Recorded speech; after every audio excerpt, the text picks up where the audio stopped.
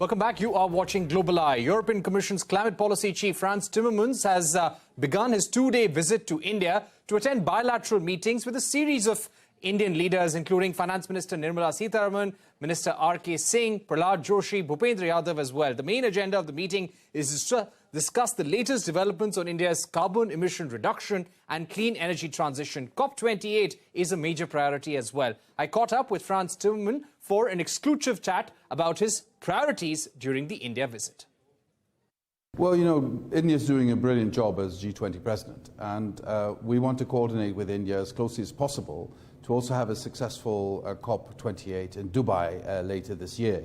And for that, we need to agree on a number of issues, on the changes in international finances, on making sure that we make progress also on loss and damage, and that we take due account of the reports that will be coming out on the progress we have been making, which is not enough. So we will also need to look into ways of increasing our efforts to reduce our carbon emissions. Right. Speaking about COP28, what kind of consensus would you want on certain issues? If I would like to ask you top 2 or 3 issues where you would want consensus with India, and you're trying to build that consensus during this visit, what would those be? Well, first of all, we know that we need to transit into renewable energy as quickly as possible, and India is also very much on board to introduce more and more renewable energy, solar energy, offshore wind energy.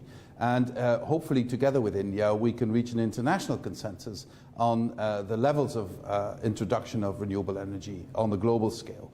Secondly, India for a long time has been championing energy efficiency, and together with India we hope to be able to also agree global consensus on goals for energy efficiency, because I think this is also very urgent. So these would be 2 top priorities, and on top of that I also believe that there will be a huge need of international financing of this transition, but also international financing to face the consequences of the climate crisis as they already unfold now.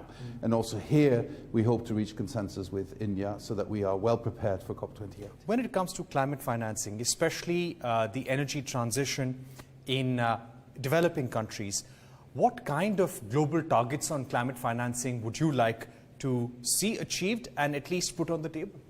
Well, first of all, we need to make sure we don't lose more credibility in delaying the promised $100 billion a year for climate financing. So I hope we can reach a consensus this year that we are on the verge of reaching that target. Secondly, I think it is very important that we change international financial architecture. You know, it was built in 1945.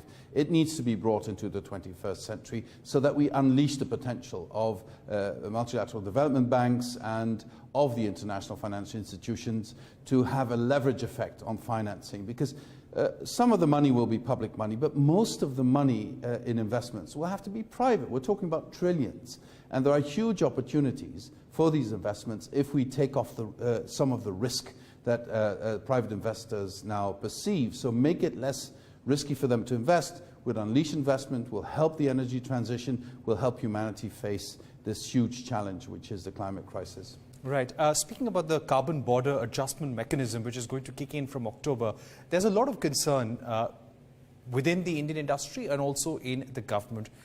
Clearly, there is a feeling that this will impact Indian exporters, small businesses to a great extent. To what extent is European Union ready to make concessions for India, and how are you addressing those concerns? Well, first of all, everything we do will be in line with WTO requirements. So nothing will be in violation of our WTO commitments.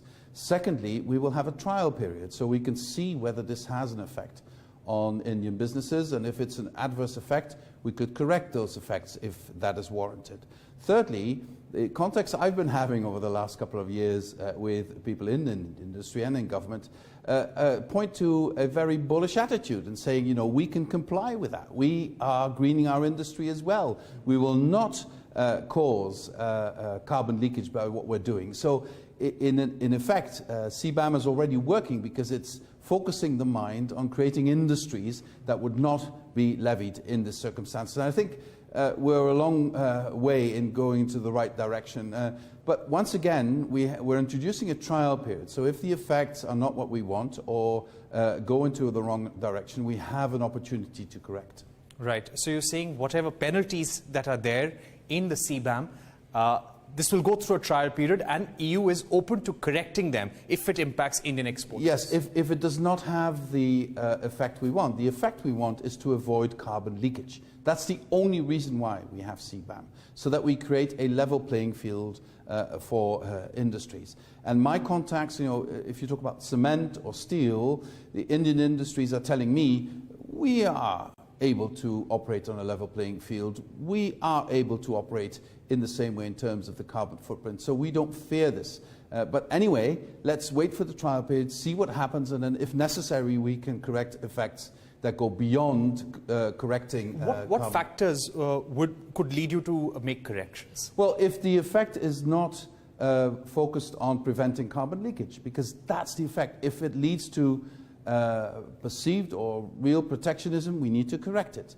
For us, the only thing that counts is preventing carbon leakage so that European industry competes with global industry on a level playing field. Right. Just to also ask you about the Indian government's move. India is also looking at standards when it comes to embedded carbon in products manufactured. Yes. They would want EU and other countries to also recognize these standards so that there are no disputes with exports later. Would European Union be open to acknowledging these standards as well? I think this is a perfect subject to be discussed in the Trade and Technology Council that we have with India. So use that framework to put all these facts on the table, because what India is doing, what we're doing, is in fact putting a price on carbon. That's the only way you can really decarbonize your economy, if you know what it costs. So the European emission trading system helps us really to, and industry is used to that. Over a decade got really used to that. We know what the cost of carbon is. We have a trading system that confronts that. India is considering doing the same. I think that would put us on a level playing field. I'd like to ask you about the Repower EU plan launched in May 22. According to the EU Green Deal website, this has helped reduce dependency on Russian fossil fuels and save energy consumption by 20%. What would be the targets this year? Well, what we need to do is to wean ourselves completely of Russian fossil fuels. It is simply too risky for us to depend on them. Putin has used them as a weapon against us, so nobody in Europe wants to depend on them. So the remaining fossil fuel from Russia, mainly through LNG, will have to be replaced by other fossil fuels. And we will have to, also with partners like India, try and reach an agreement on energy efficiency on a global scale, because all of us will need to use less energy. We will continue in that process. We think we are on our way. That is a decision taken by European businesses, but especially by European citizens who've reduced their energy consumption. Let's continue this, and this could also be helped by the rapid introduction of renewable energy. You know, we are amazed by the fact that, for instance, in Europe, we had 40% more solar energy power generation than a year before last year. I'd like to ask you about what the current level of exports or imports of Russian oil and gas into Europe is. Since September 2022, Russian gas accounts for only 8% of all pipeline gas imported into the EU, compared to 41% imports from Russia in August 2021. Yes. To what extent will you be able to phase out Russian oil and gas imports into EU? Well, we are optimistic about that, because we were able, nobody thought it possible to reduce it so drastically as we have done, to go from over 40% to below 10% in 1 year is quite an achievement, and without major disruption to households, major disruption to our industry. So to reduce the last bit is happening. Look at energy prices. The price of gas now is only less than 1/10 of the price we had in August last year. It was over 300 euros last year in August. It's below 30 euros today. So the markets are already responding to this. And the fear of not having enough gas in the European system is not present now. Of course, we're not out of the woods yet. Right. There could be a cold winter, there could be other disruptions. But I am very confident that we have sort of mastered the issue, and that we can continue along the same way and also diversify our energy supplies and LNG from other parts of the world. How do you expect this winter to be? European Union managed to tide over the last winter successfully, but how will this winter be, especially because we're going to see a rebound in the Chinese economy, and 60% of the additional demand is going to come from China. Even the IEA expects some amount of volatility in the markets. Well, this means that we will have to continue with our energy efficiency targets. We will also have to make sure our reserves are in order. Now our reserves are well filled, so we don't really have a big worry for next winter. On the other hand, as you know, global weather patterns have become completely unpredictable, so we also have to be prepared for a cold winter, and I think we are.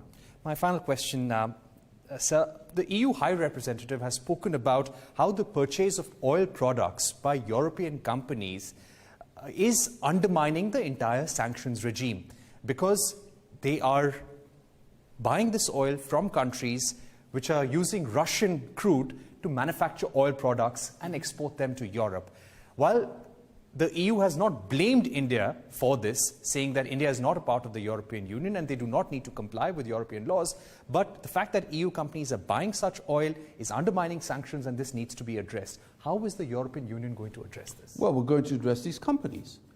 We don't have an issue with India, and we don't have an issue with how India provides for its energy. It's with our European companies that we have an issue. And so we will address their behavior and make sure that they do not undermine the sanctions. But this is not an issue between us and India. It's an issue between us and these companies. All right. So it is possible that you may prevent these companies from buying oil which has any origins to Russia? Well, we don't want them to undermine the sanctions. And at some point when products are completely worked over and turn into other products, this no longer applies. But we don't want European companies to undermine our sanctions against Russia by buying oil and other hydrocarbons indirectly from Russia.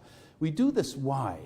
Because we want to make sure that one European country that is under an aggression, that is being attacked, that is being invaded by somebody who wants to conquer that country, that country is in a position to defend itself, and that the aggressor can no longer finance its barbaric war against Ukraine. And that's why we want these sanctions to work. And with that, it's a wrap on this edition of Global Eye. Thank you for watching. Stay tuned to CNBC TV18 for more news and updates.